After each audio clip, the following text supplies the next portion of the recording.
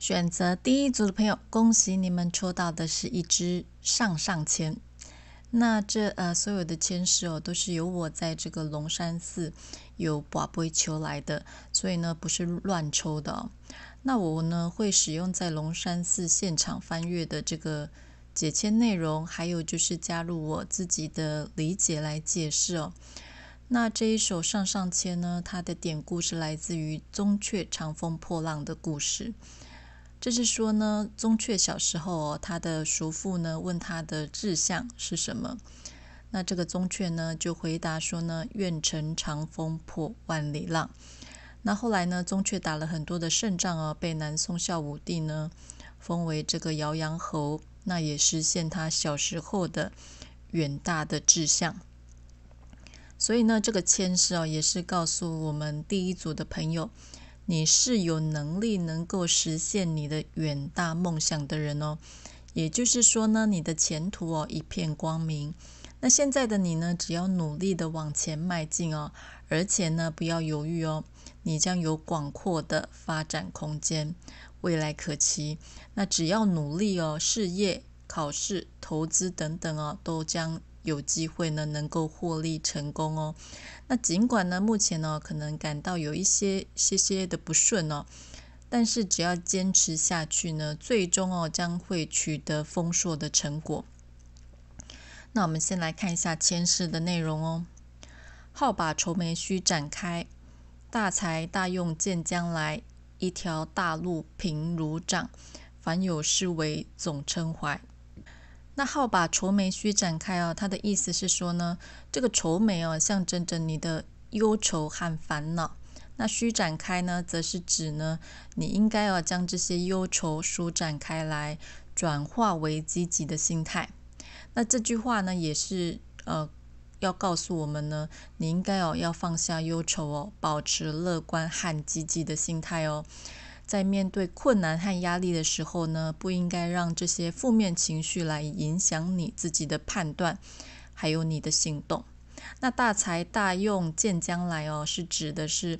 你擁有卓越的才能，並且呢能得到充分的發揮。那見將來是指這些才能呢將在未來得到推薦和重用哦。也就是說，你們是擁有突出的才能，那未來呢將會有機會被重用和可以發揮你的才能，那這是對你們的肯定哦。那也就是說呢，在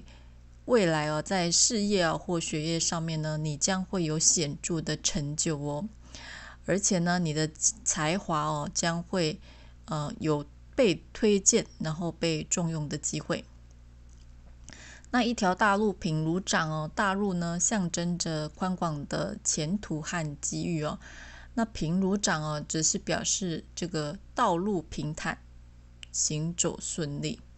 那也就是說，你們的前程呢是非常的光明哦，事業呢或人生道路呢將會一帆風順，沒有太多的阻礙。那這是一個非常吉利的兆頭哦，也預示着成功和順利哦。再來呢，凡有詩為總稱懷。那凡有詩為呢，指的是所有的行動和努力。那總稱懷呢，就表示呢，這些行動都將受到重視和讚賞。那也就是說呢，你的每一份努力和行動呢，都將被認可和讚賞。那不管這件事情是大或者是小，都會有它的意義和它的價值存在。那這也是鼓勵我們呢要繼續努力哦，因為呢我們所有的付出都將可以得到回報。也就是呢，無論你做任何事都會稱心如意。那這支籤呢也是傳達了一個放下憂愁，那菩薩呢也要你保持樂觀哦，發揮你的才能，那麼你的前途呢將會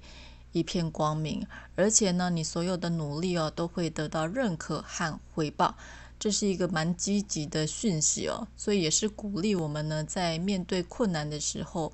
我們應該要保持積極的心態，發揮自己的才能哦。那並且呢相信自己的努力最終呢是可以為你帶來成功和榮耀的。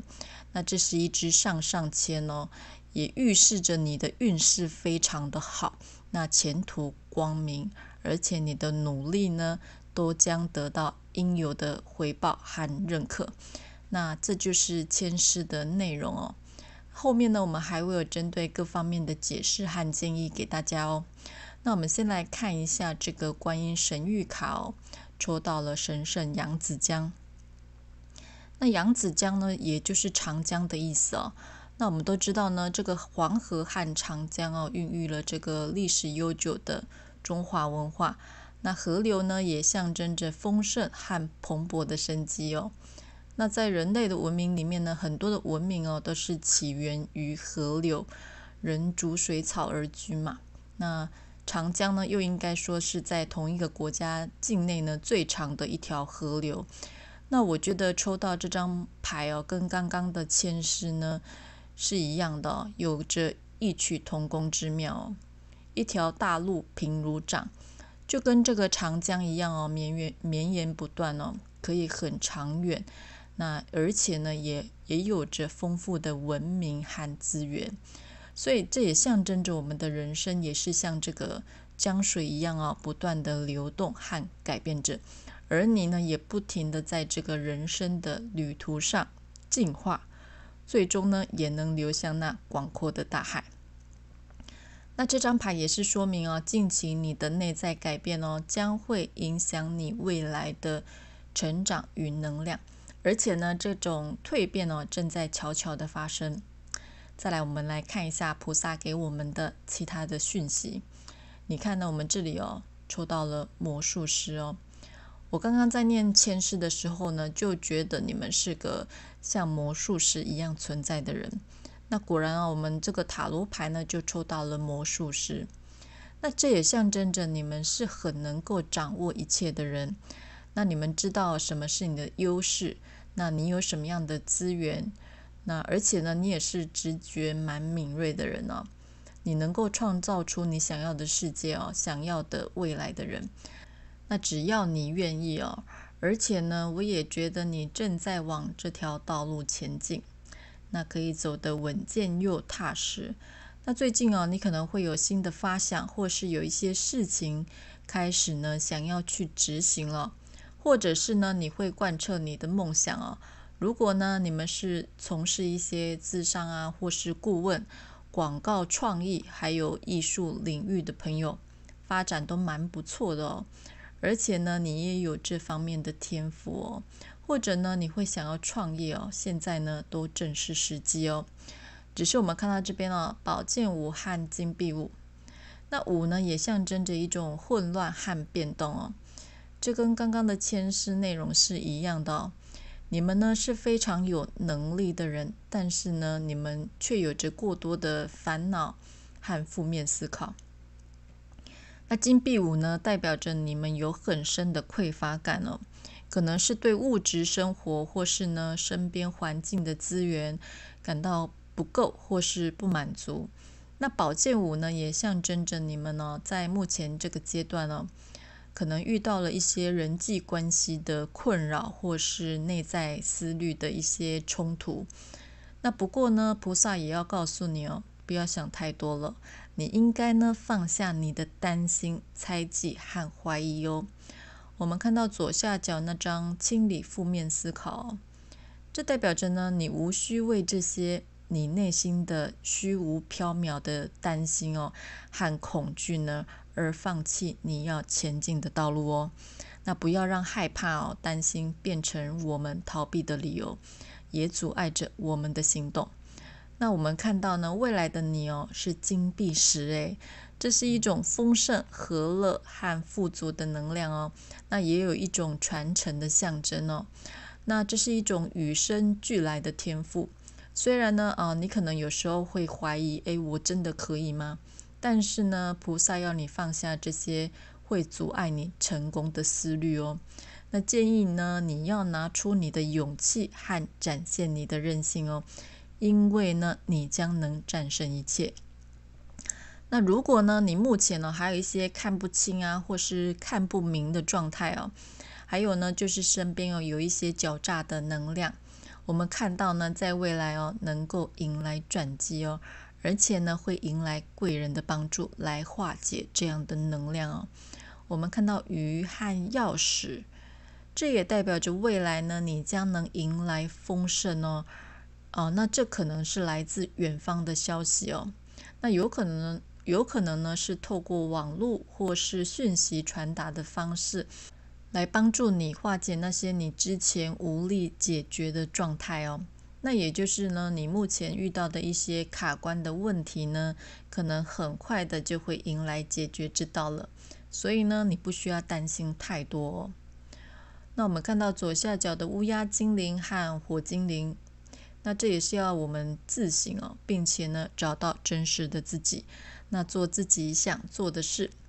重視自己的心之所向哦，而不是呢，只是一味的去迎合別人來委屈自己。或是呢，努力的符合每個人的期望和滿足別人的需求。那菩薩建議你呢，應該把重心放回自己的身上哦，知道你要的是什麼，並且呢，重新點燃你的生活和夢想的熱情，你將能實現你夢想的藍圖哦。那我們看到海王星的這張牌哦，這代表着呢，你與更高維能量的連結哦。那不管呢是你的直覺力和創造力呢，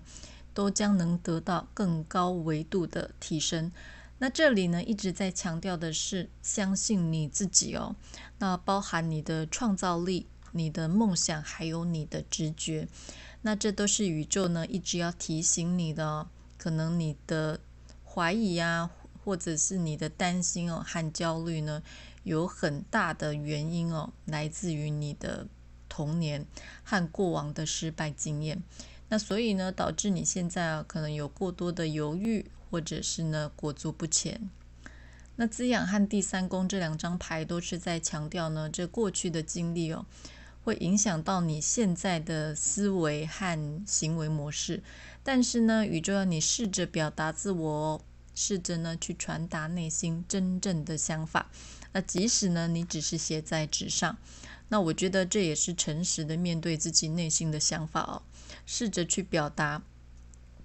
並且呢借由這種對話的方式呢來釋放自己的恐懼和壓力，找回自己的內在平衡我們看到北交點這張牌牌面上呢是一條河流，跟這個神聖揚子江是一樣的。那水流的終點呢是龍首，這也表示着目前的這個方向呢，是你今生要成就的事業，你的使命是你不管呢怎麼兜兜轉轉呢，都會走向的道路。所以呢，你不應該繞遠路走只要呢堅定自己的目標勇敢的往前邁進。那這也是鼓勵我們呢要發掘我們自己的潛能，那找到今生努力的方向和目標。無論你現在走在哪一個方向都是正確的即使呢你現在可能遇到了阻礙，覺得很困難，那這些都不重要因為呢只要是屬於你的，最終呢你都將會擁有它別人呢是怎麼也奪不走的。所以呢這邊最後宇宙要給你的訊息是冒險和意識。那這也是要我們活在當下並且呢注意你的想法還有你的需求。還有呢，就是要保持清醒尋找呢宇宙給你的指引和訊息那勇敢的去冒險和實踐，你將會呢到達那成功的彼岸最後呢，我們再來看一下籤詩呢給予我們各個面向的訊息和建議。在事業和工作來說呢，在現階段呢可能會有一些不順。但是呢，這個未來呢，你將有大展身手的機會所以呢，你應該要安於現狀努力的往前邁進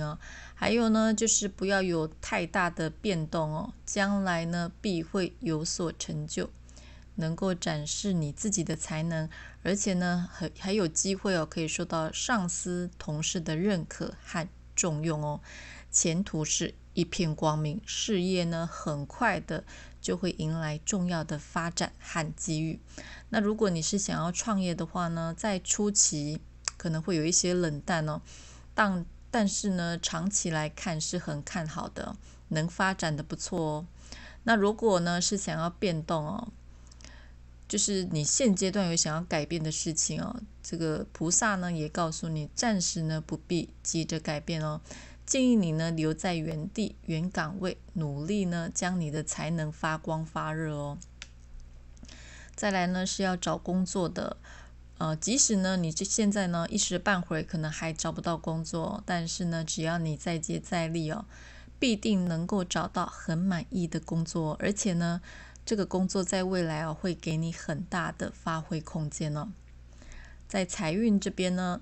你的努力可以為你帶來穩定的財務成長，那很有可能呢也會有意外的財富來源，或者是呢投資會有所回報。在感情關係裡面呢，你的真誠和努力將有機會呢被你的伴侶所認可，而且呢感情呢會更加穩定和美滿。未來呢有希望可以進一步的發展和提升。在學業上呢，你將通過努力的學習呢取得優異的成績哦，那可能會獲得獎學金或是其他學術的榮譽。未來的學術呢道路光明。在考試方面呢，有潛力可以金榜題名哦，所以你應該要用盡你的全力，努力的去達成這個目標。那健康狀況呢還不錯哦，可以通過積極的生活方式和健康管理保持身心的平衡和穩定。那麼你的健康狀況呢將會越來越好哦。如果呢你有出行或者是搬遷的計劃將會順利的進行哦，而且呢可以為你帶來新的機遇，還有呢可以改善你的生活環境哦。那搬遷後的生活呢會更加的便利和舒適。那如果呢你是有着法律的糾紛或者是人際衝突將會在貴人的幫助下呢得到圓滿的解決為你帶來和諧與平靜。那總結呢，這支籤整體的建議呢，就是要我們保持樂觀，並且呢，展現你的自信哦。還有呢，就是要積極的去解決你的問題哦。最終呢，都是可以獲得不錯的成果的。那如果呢，你聽到這裡，我這邊呢有個小驚喜要給你哦。我在龍山寺有求一個招福開運福袋。那這個福袋呢是有過香火的哦。會送給有緣的你。那不好意思，因為呢，為了寄送方便哦，這次的活動呢，只有提供住在台灣地區的朋友參加哦。那要參加抽獎的朋友呢，可以在這個影片下方呢留下你的選項，並且注明呢我要參加開運福袋抽獎。還有呢，最重要的就是你要在下方留下你在影片中呢你最有感觸的，或是最喜歡的一句話。那我將會在影片發布的3日後呢，抽出得獎的朋友，會在社群頁面公布哦。那記得訂閱我，以免錯過最新的訊息。那我們今天的占卜就到這裡嘍，祝福大家，拜拜。選擇第2組的朋友，你們抽到的是第40籤的瓶中籤哦。那這所有的籤詩呢，都是由我在這個龍山寺由跋杯求來的哦。那所以不是亂抽的哦。那我呢會使用在龍山寺現場翻閱的解籤內容，還有就是加入我自己的理解來解釋哦。那這一首瓶中籤呢，它的典故呢是來自馬元女為皇後這個故事哦。那故事裡說到的這個馬元女呢，是指東漢的開國大將軍馬援的小女兒哦，也就是後來的漢明帝劉莊的皇後明德皇後。那這個呢，馬援家道中落之後呢，那他的女兒也就是明德皇後進宮呢去侍奉皇太後。那就算呢後來呢她貴為皇後但是呢依然恪守本分禮數和真理，那不會呢因為自己的遭遇和環境的改變呢而忘本，那時時刻刻呢都自我約束和自律。那這也是告訴我們在風光得意之時不要忘記初衷那在落魄的時候呢也要恪守本分，做好自己分內該做的事情。那等待時機到時呢，事情將會有成功的一天哦。那我們來看一下籤詩的內容哦。紅輪西墜兔東升，鷹掌陽消是兩行。若是女人占此卦，增添福祿稱辛勤哦。那這個籤詩的意思它的白話的意思是說呢，就是呢，太陽從西邊下山的時候，那麼月亮就會從東邊升起。消長這兩種情況是互相牽引的循環的。那這個日落月升的自然現象也象徵着時光的流逝與變化哦。那也就是說呢，你目前可能在生活中或是工作中呢，正在面臨着一種轉變哦。那這也許呢是工作環境的變化職務的調整，或是你可能到了一個新的環境，或是有了一個新的身份哦，也就是面臨了一些改變。那這種轉變我覺得是自然而然的，有一種時間到就會發生的轉變哦。比如說呢，時間到了，自然呢就是退休的時候到了，或是年紀到了，你可能會想要步入一段婚姻這種關係哦。若是女人占此卦，增添福祿稱辛勤哦。那這個意思是說呢，如果呢是女性求得這一卦，是稱心如意增添福祿的，也就是說呢，這支籤呢是女子求得是一個好事哦。那如果是男士得到這支籤呢，反而就沒有那麼好哦。不過呢，這也顯示事情呢一開始是比較困難的，但是呢，只要堅持下去往對的方向去努力和找到對的方法那後面呢就會越來越順暢越來越好，迎來吉祥如意也就是呢，陰陽換位，陰者出頭，先苦後樂，先困後舒。那這就是籤詩的內容那後面呢，我們還會有針對各方面的解釋和建議給大家那我們先來看一下這個觀音神諭卡抽到了神聖母後。那這張牌呢，也是在告訴你你要活出自己內在的女性力量那女性的特質不是軟弱也不是呢去侵略他人跟這個籤詩是蠻有相呼應的你應該呢要找尋對你自己有意義的事物而且呢要誠實的面對真正的你，那也不要屈服社會對你的鉗制那如果呢有人跟你說女生不適合做這些，那麼菩薩要告訴你你不需要呢為此妥協來放棄自己的價值、信念或是熱情你應該呢要根據自己的心意來生活，因為呢有可能你的任務就是來讓大家看看這個女性呢也能靠自己的雙手創造自己想要的世界和想要的生活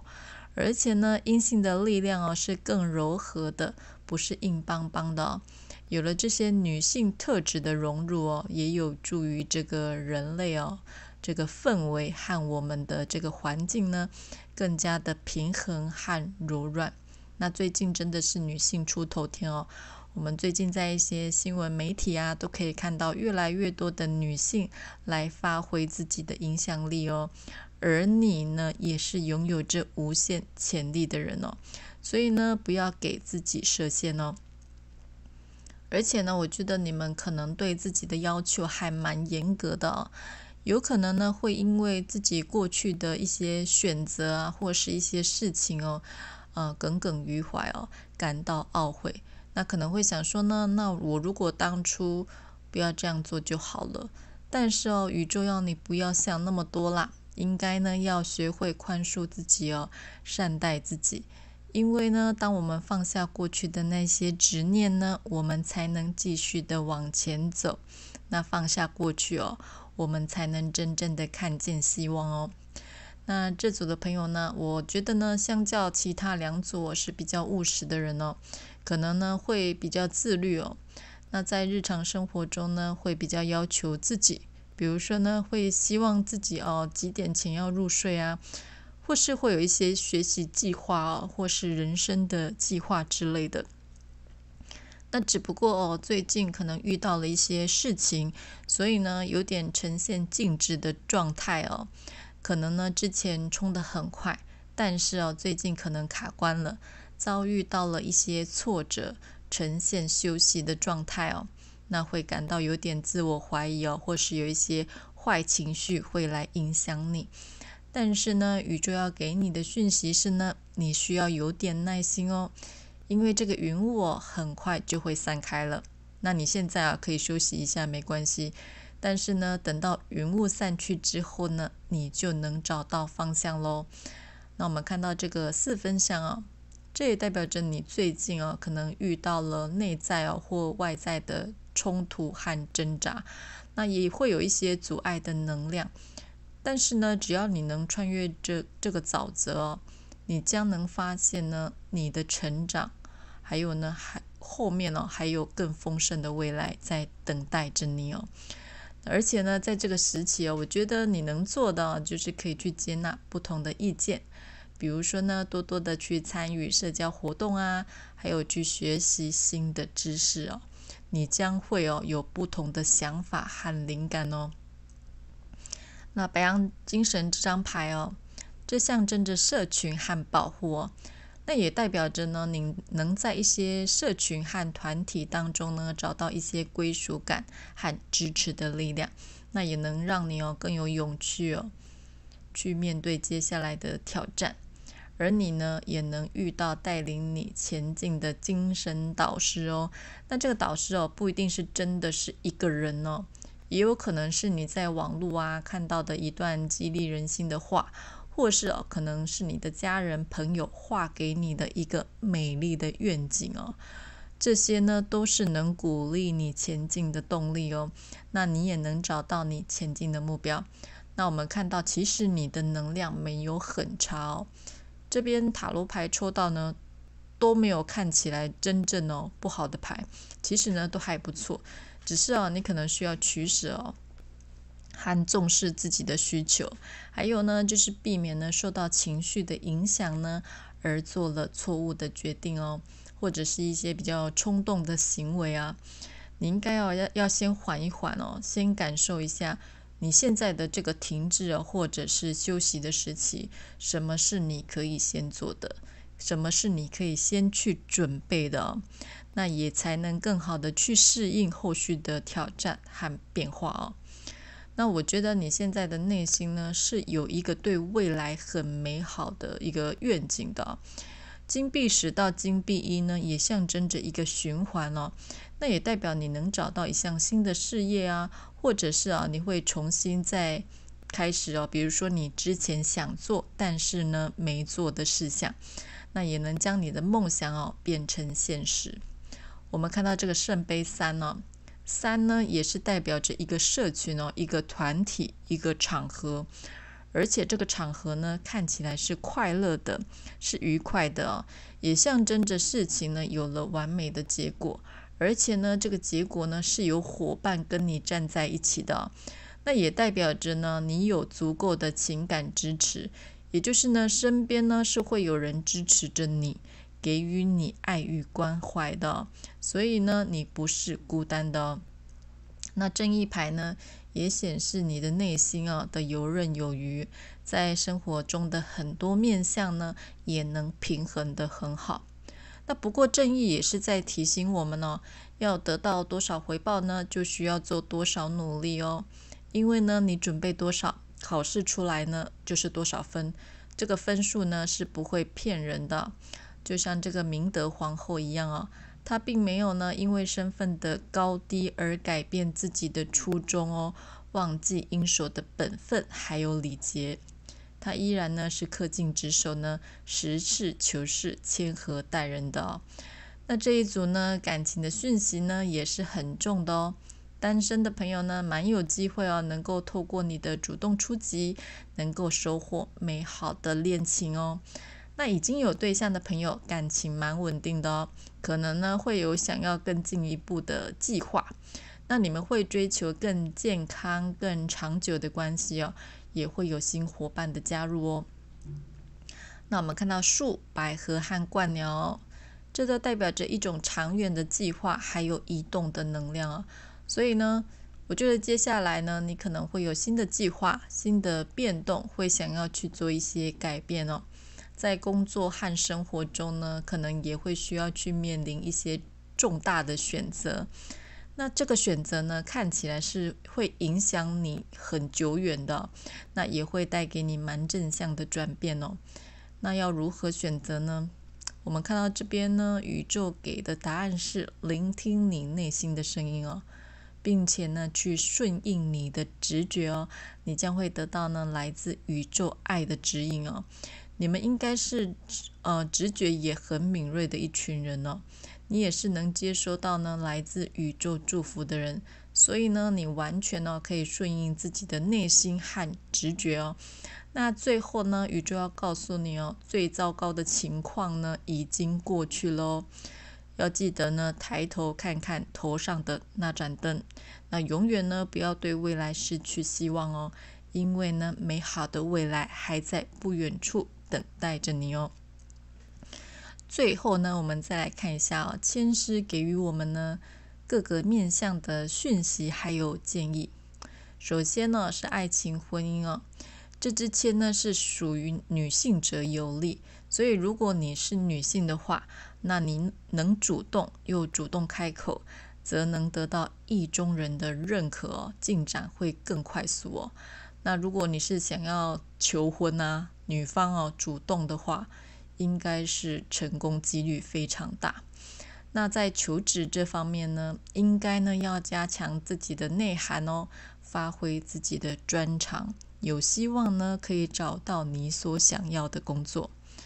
在創業或者是事業方面呢，應該着重內涵還有專業哦。如果呢是還能夠帶給人感到快樂和愉快的產業哦，你的事業將會更好哦。在考試晉升這方面呢，這提醒我們哦，如果呢你想要確評中選，應該呢要注重自己的內涵哦。待人和善呢，也會有幫助的。好，再來是投資。投資呢，如果你想要獲利呢，掌握在你自己的內心哦。你的定性呢，多幾分，獲利呢就會多加幾分。健康方面呢，如果呢你是久病哦，想要治療，重點在你的心情哦，要保持寬心，保持善心，會讓你的病慢慢的好轉。如果呢最近有不順想要做一些變動，建議你可以先緩緩提升自己的內涵。那等他日呢時機一到，你就能成功的發揮所長哦。那如果呢你聽到這裡，有個小驚喜要給你哦。那我在龍山寺呢有求一個這個招財開運福袋，那這個福袋呢是有蟈蟈香火的哦，那會送給有緣的你。那為了寄送方便呢，這一次的活動只有提供住在台灣地區的朋友參加哦。那要參加抽獎的朋友呢，可以在這個影片下方留下你的選項，並且注明我要參加開運福袋抽獎。還有呢，最重要的就是呢，要在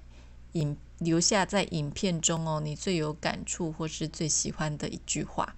那我將會在影片發布的3日後呢，抽出得獎的朋友，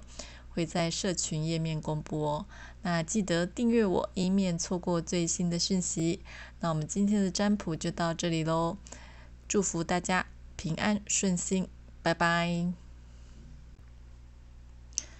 選擇第3組的朋友，你們抽到的是第99籤的中平籤。那這所有的籤詩呢，都是由我在這個龍山寺由跋杯求來的哦。那所以不是亂抽的。那我會使用呢，在龍山寺現場翻閱的解籤內容，還有呢，就是加入我自己的理解來解釋哦。那這一首中平籤呢，它的掛頭故事是來自於塞翁失馬這個故事哦。那這個故事呢，是描述邊塞的一位老翁是丟失了馬，但是呢，後來這匹馬呢，卻帶回了更多的駿馬。那他的兒子呢，因為騎馬結果摔斷了腿，但是呢，卻因此呢，在胡人入侵的時候呢，躲過戰爭而保住性命。那這也是告訴我們呢，福與禍是相對的，會互相轉換。那不能呢，僅憑一時的得失來判斷你目前的情況。有時候呢，看似是失去，那其實呢，有可能會得到的更多。我們先來看一下籤詩的內容。等閒騎馬折鞭來，半有幽為半有才。似火方燒頭上烏，天教一語蕩殃哉。那等閒呢，是指呢不經意或是輕率。騎馬折鞭來呢，這比喻着行動很迅速，但是呢缺乏了謹慎的思考。所以呢，這句話也是在說，最近的你有可能在行動或是在做決策的時候呢，過於匆忙或是輕率，那缺乏呢比較周全的考慮，有可能呢導致不必要的風險和問題。那半有幽為半有才呢，是表示呢事物處於一種不穩定的狀態。那半有才是指呢這個你還是能得到部分的財富或者是利益。也就是說呢，你的行動和決定雖然呢會為你帶來一些財富或者是利益，但是呢同時也會伴隨着不穩定還有一些潛在的危險。整體的狀況呢是屬於一種比較不明朗的情形，會存在一些風險。那似火方燒頭上烏，那似火方燒呢是比喻情勢呢急迫而且危險。那頭上烏象徵着高處或者是比較重要的位置。那這句話呢是形容情勢呢像火災一般非常的急迫，那可能會對你的事業或者是生活呢造成一些重大的威脅。你需要呢有高度的警惕和迅速的去應對。那天教一語蕩殃哉呢？天教呢指的是天命或是天意。那一語蕩殃哉就代表着一次的降雨呢，可以幫你解除災難。也就是說呢，即使呢你在面臨一些困境或是災難你們也有機會通過天命或者是外界的幫助來化解你的危機，避免呢更大的損失。那整體的籤詩的意思是在說呢，你可能呢在行動或是決策的時候過於輕率和匆忙了。那雖然呢可能會獲得部分的利益和財富，但是呢這同時呢也伴隨着不穩定和危險需要警惕呢突如其來的危機。那同時呢你也要相信這個天命或者是能借由外界的幫助能夠幫助你來化解這個困難。那這也是顯示這一組的朋友呢，目前可能面臨了一些挑戰和風險。那你的做事需要更加的謹慎，那避免呢輕率的去做決定。同時呢也要相信在這個困難的時刻呢，天命或者是外界的力量呢，將會提供你幫助，化解災難。也就是說呢，會有貴人為你帶來轉機和化解困難的處境。那這支籤呢，其實是有憂喜參半福禍未定的意思。那也就是說呢，事無絕對好的呢不見得就好，而壞的也不見得是壞。也就是有得必有失，有失必有得。所以呢，凡事呢不需要杞人憂天想太多，去擔心或者是設想一些還沒有發生的事情。這也是告訴我們要保持平常心凡事呢樂觀的去面對。既來之呢則安之因為呢人生很多事最後結果呢有可能常常會出乎我們的意料之外。那是好是壞，時候未到呢都還沒有一個定數。那所以呢，如果你最近遇到困難或者是困境不用想太多，只要以平常心呢去面對盡力做好你該做的事情即可。好，那這就是籤詩的內容。那後面呢，我們還會有針對各方面的解釋和建議給大家。那我們先來看一下這個觀音神諭卡哦，抽到了這張聖母的傳承化身。那這張牌的出現哦，也是菩薩想要借此告訴你哦，你的靈魂呢正在開悟的道路上哦，而且呢，在這人生的路上哦，你個人的覺悟和靈性覺醒哦，也在慢慢的開啟。那如果你在這生命的路途中呢，失去了目標，那也不需要擔心哦，也不用害怕，因為呢，當時機成熟呢，你一定能找回你的重心。所以呢，現在的你哦，菩薩呢要你專注於當下哦，找回你存在的價值哦。因為呢，你無需擔心。這組牌的朋友呢，有很明顯的貴人的訊息哦，也就是在你覺得危急的時刻呢，或是呢走不出來的時候，會有貴人來幫助你。但是呢，菩薩也提醒你哦，記得呢要釋放出訊息哦。不然呢，別人呢也不知道要如何幫助你哦。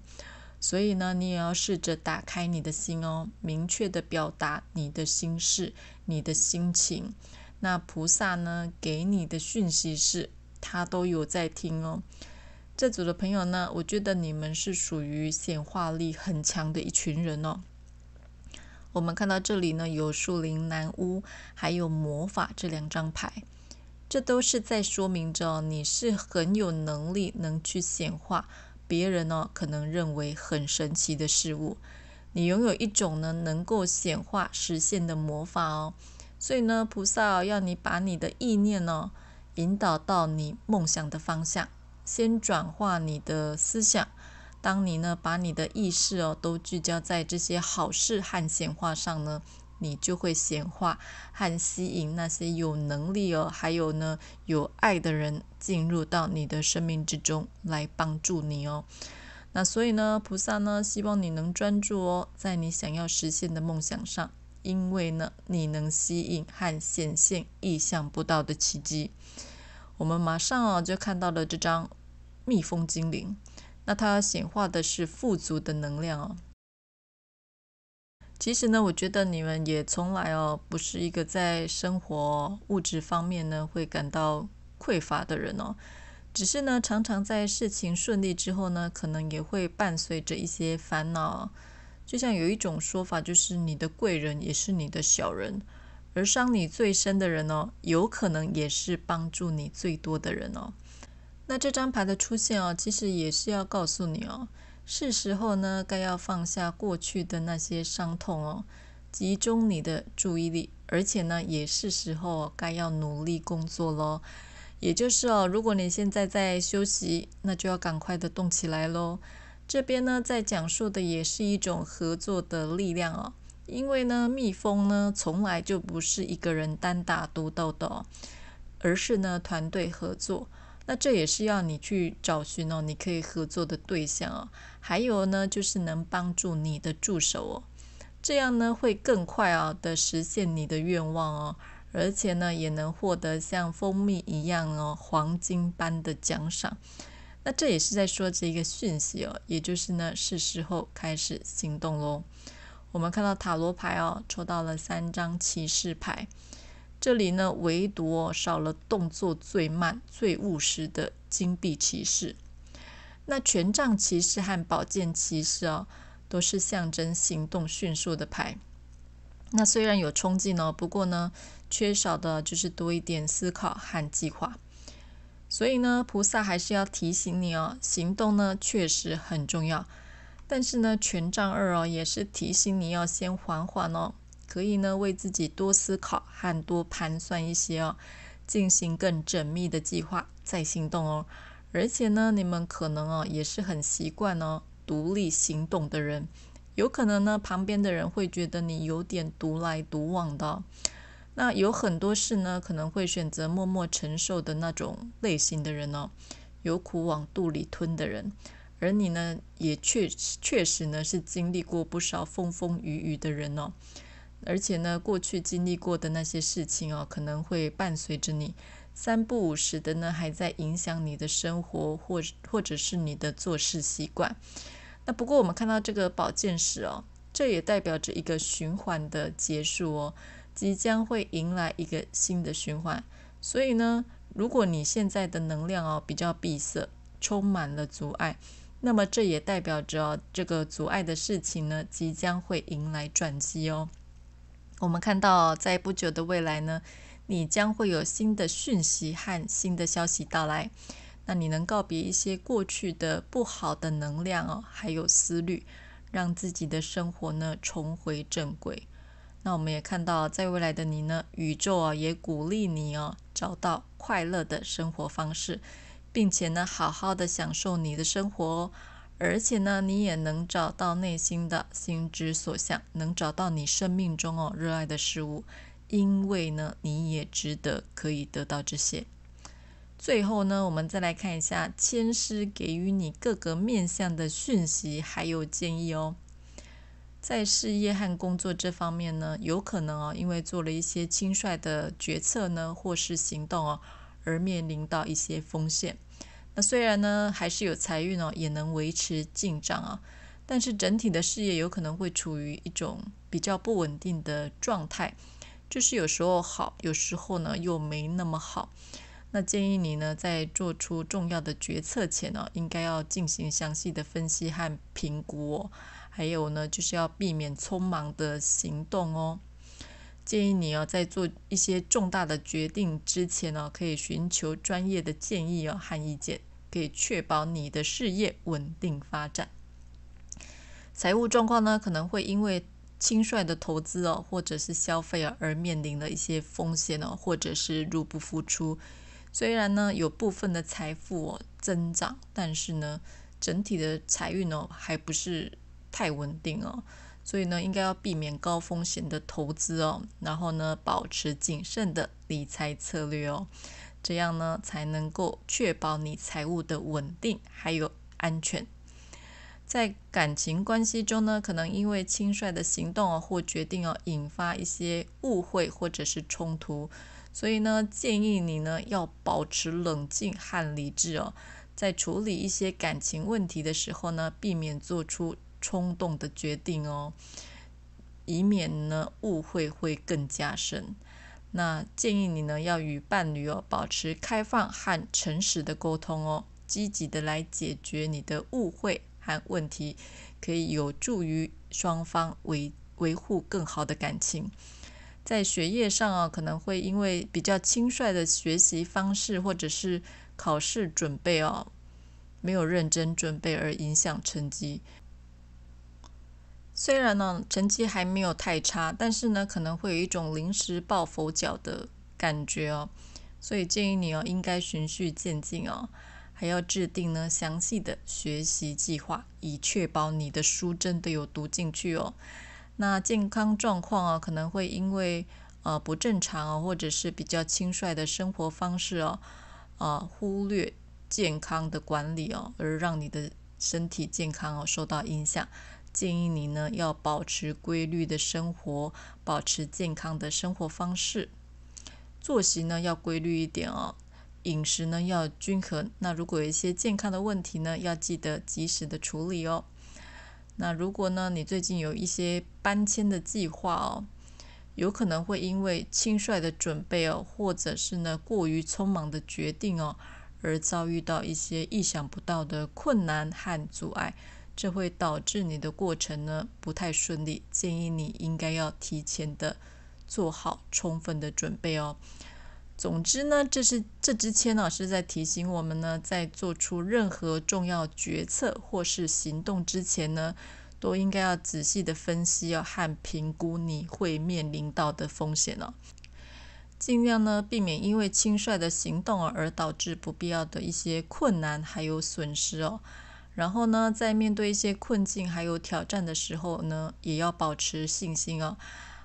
而且呢，你可以相信這個上天或者是外界的力量也就是呢，貴人的運貴人的能量很強那這些善的力量呢，將會為你提供幫助和轉機也能助你呢化解危機，迎來新的機會那如果呢，你聽到這裡有一個小驚喜要給你那我在這個龍山寺有求一個招福開運福袋。那這個福袋呢是有過香火的會送給有緣的你。